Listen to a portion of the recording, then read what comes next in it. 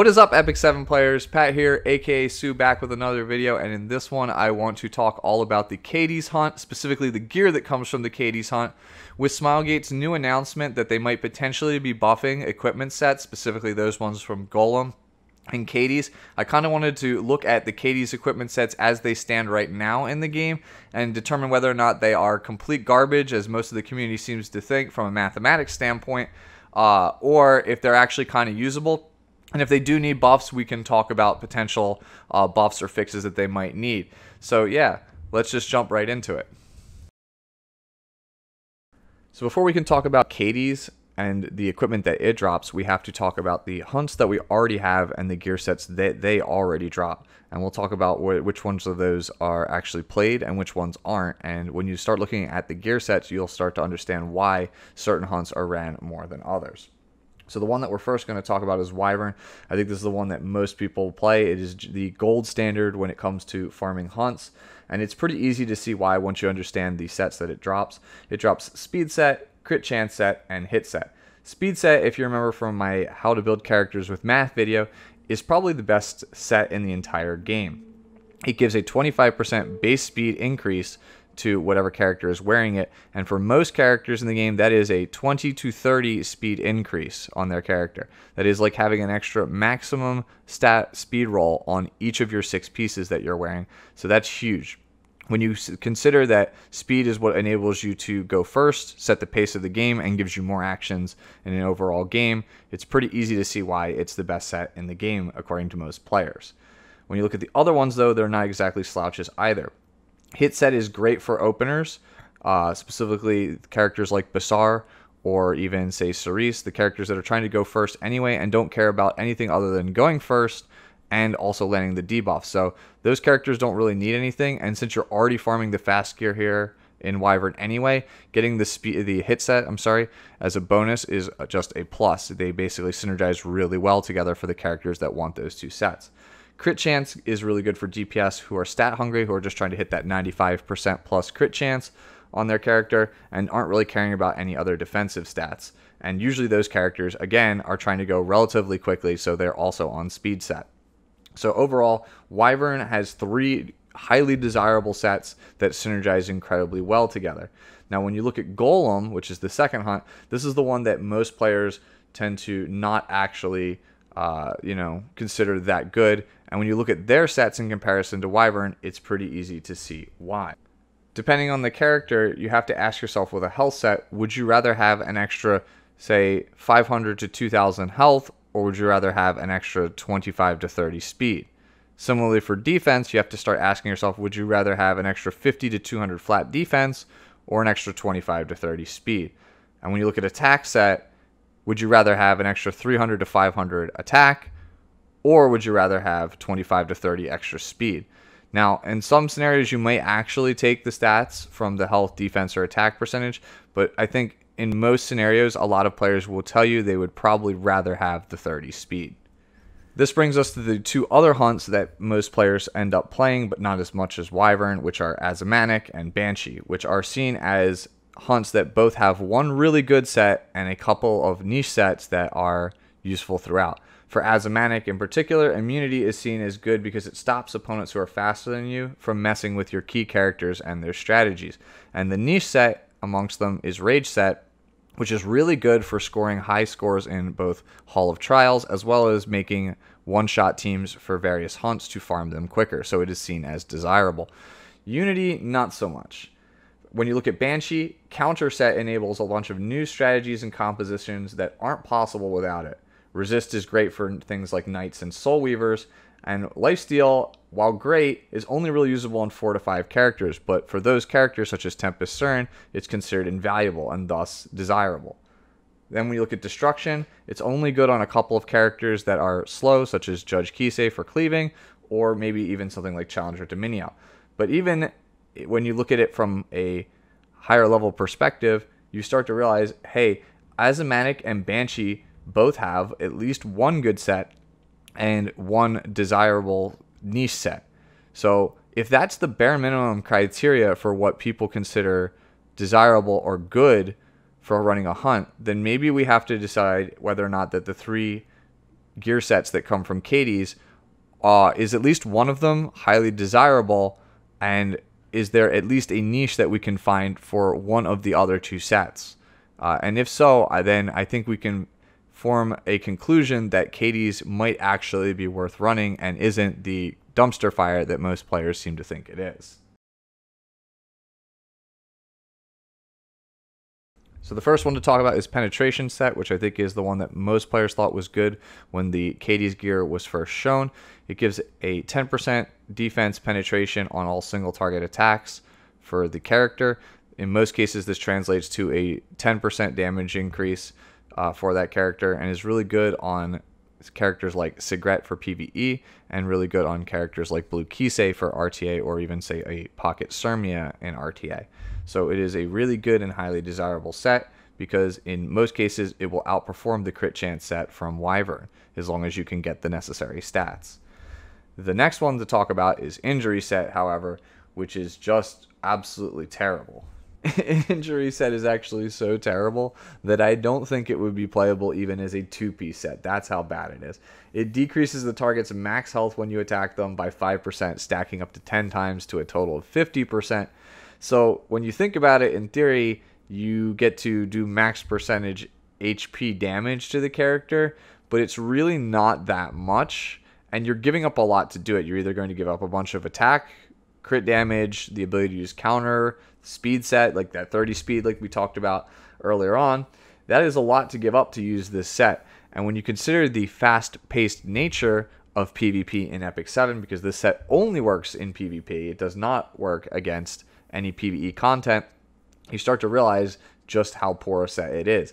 You would need to land somewhere between 4 and 8 attacks for this to actually work. Most matches can be decided in a blink of an eye in this game, so that means that this is going to be relegated only to tankier characters who would probably rather have some innate survivability, some extra utility over the ability to deal damage with this. It simply just doesn't stack fast enough. And even again, if you made it a 2-piece set and it was 10% per attack, it probably still wouldn't be enough, because again, you could either have 30 more speed, the ability to counter, or you would be doing extra damage on all of your attacks. So I really just don't see the purpose in Injury Set. It will be very interesting to see what Smilegate does to buff this. If anything, this set is the thing that needs buffs the most, because I think of all the sets in the game, it is actually the least playable overall. So that brings us to the final set to talk about, and that is Revenge Set. So Revenge Set is the key. If Penetration Set is considered good and Injury Set is probably the worst set in the whole game, then this hunt is worth farming if and only if Revenge Set is actually worth it. And that's what we're going to talk about right now. Revenge Set gives a 10% speed boost as well as an additional 0.5% speed boost for every 1% health lost, versus Speed Set, which gives 25%.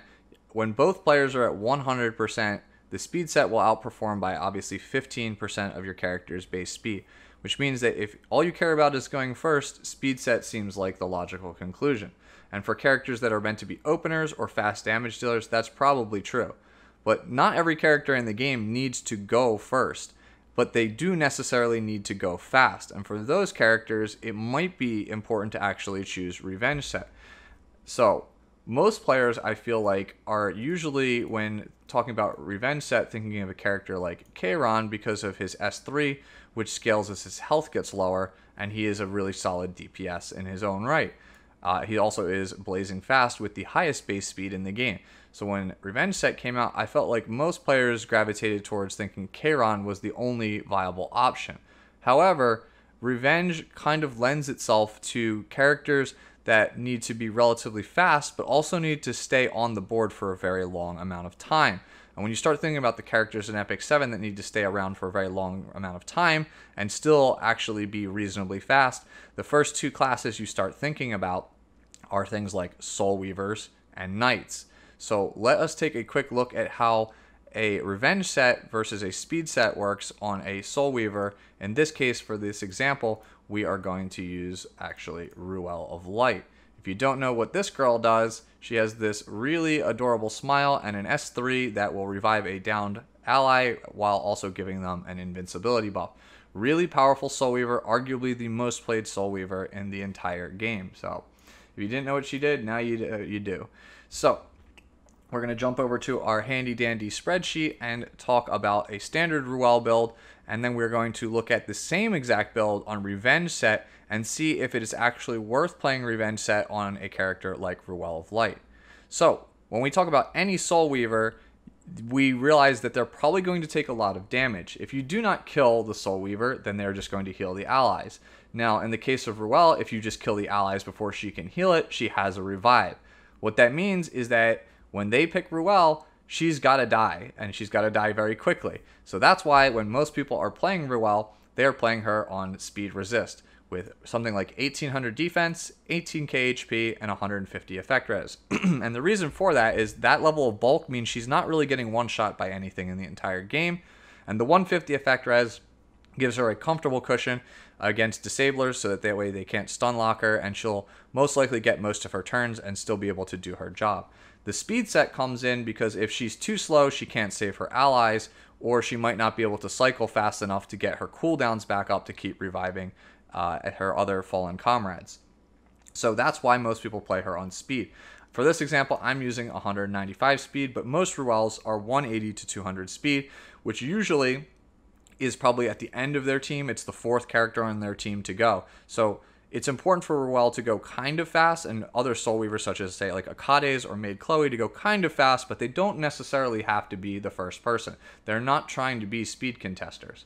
So when we look here, we have I-90 boots that give 45 speed, and we have the 25% set bonus from being on speed, which means with no other speed stats on Ruel, she's going to end up with 167 speed. And to hit our goal, we need 28 extra speed. So now that we know we need 28 to actually hit the number for our goal, let us keep everything exactly the same and change the set bonus to Revenge, which is 10%. You'll notice now we're at 152 instead of 167, and our goal is now 43 instead of 28. So we've shifted 15 speed, which means that the stat line at the end of it all will be 180. So with nothing else changed on a Revenge set, we're at 180 versus 195, which in the grand scheme of things for a starting perspective is not really that much different. So now let's go into some actual calculations and see what's up. So again, at 70%, that is a 15% increase. So if you have 70% health, you have taken 30% of your health missing, divided it in half. So now we are getting a 15% speed increase, which in this case is going to end up being 98 times 1.5. So 14.7, add it on to the 180. So at 70%, you're essentially getting back that 195 that you had originally. Now, what happens if you're at 50%? So if you've taken 50% damage, it is a 25% speed increase, which is 98 times 0.25 gives you 24.5 plus the 180 base, 204.5. So around 50%, the Ruel is starting to pick up more speed than the average speed build. Now, what happens if you're in dire straits? You're in the clutch, you need that clutch heal because you're about to die. That's when things start to get really interesting. If you're at 20% health, then that is a 40% speed increase, which 98 times 0.4 is a 39.2 speed increase. Add on to our 180, and we're at 219.2. A 219 speed Ruel versus a 185 to 195 speed Ruel is a pretty big difference in speed, and she will get off more heals and more clutch revives as a result. So for a character that doesn't really need to go first, Ruel and other Soul Weavers like Maid Chloe and Caides, it makes more sense to be on Revenge, because if the enemy's already going to focus them anyway to stop their job, wouldn't you rather just take the free speed? Like, your Ruel's probably already going to be sitting between 50 and 70% most of the fight anyway. And if they're not, you've probably already won. So it seems like a win-win. So now you know how it works with Soul Weavers. We can apply the same logic to Knights. Knights are usually the characters on your team that are holding Aureus, which means that they are receiving a portion of damage that everyone else on your team is actually taking. So Knights will accumulate damage almost, if not faster, than any other class in the entire game. And no one is better at soaking up damage and returning it than a character like Blue Crow. Blue Crow has a really powerful S3, where he can basically do true damage equal to the percentage of health he's missing back to the target. That's really powerful, and it makes him a really heavily contested pick. But just like with Ruel, he is a character that needs a lot of bulk so he doesn't die early before he can get the horse off, and he's also a character that needs to be reasonably fast to protect the team with his defense buff, but not fast enough where he actually needs to go first.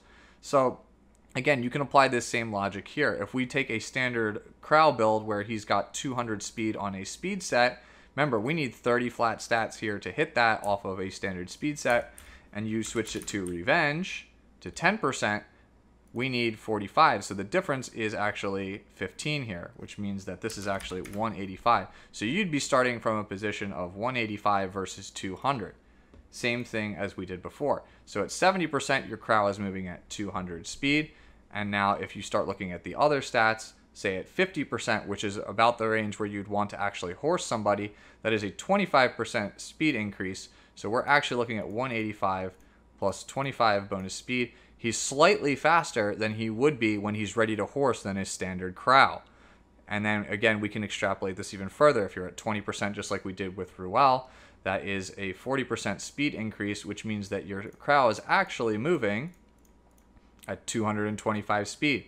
At that point, he's moving about as fast as a Last Rider Crow or a Fallen Cecilia, tanks that people usually play slightly faster than him.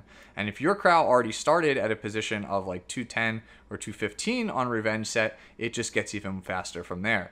You'd start having a Crow that'd be like in the 240s, 250s, for example. And that's really, really, really powerful. So when it comes time to get those clutch horses off, it actually makes more sense for your Crow, I think, to be on Revenge than on speed set. So unless you actually care about having the defense buff up like immediately, like before any of your other damage dealers go or as fast as possible, it might be worth it to actually consider playing Revenge set Crow for that exact reason. And this isn't just limited to just Crow. You can even use this on Troublemaker Crozet, for example, who already has an innate 40% damage share. So for a character that is already going to take a ton of damage and is not exactly fast and doesn't need to be fast enough to go first, then consider Revenge set on a character like him as well. Alright, so in summation, when it comes to buffs for sets, Penetration probably doesn't need it for the 10% damage increase. Injury definitely needs it because it's so bad that it's not even good as a 2-set piece. The current Epic 7 metagame will never really allow for Injury to be as good as it is, or it needs to be, because the game just simply is too high-paced. Games will just simply not last long enough for Injury to be worth it. And then finally, Revenge, I think, is probably in a good spot, and hopefully with the math, I've kind of proved that to you guys, that Revenge is not a bad set. It's just more of a niche set that's really good on characters with high health totals that need to have high speed. I think if Smilegate were to buff it by starting it at a higher speed threshold, or you got more speed per percentage of health lost, it would probably skew the math in such a way that it would actually overtake speed in all cases except for when you actually need to go first. So those are my thoughts on Caides. I do think it is a hunt worth doing, and hopefully this video has convinced some of you guys the same. Hopefully some of you crazy math whizzes or team comp whizzes out there can finally figure out how to build a Caides one-shot team so we can get all of this awesome gear for our Soul Weavers and Knights. I'm going to get out of here, guys. As always, like, comment, subscribe if you really enjoyed the video, and share it with somebody who you think this might benefit. Until next time, peace.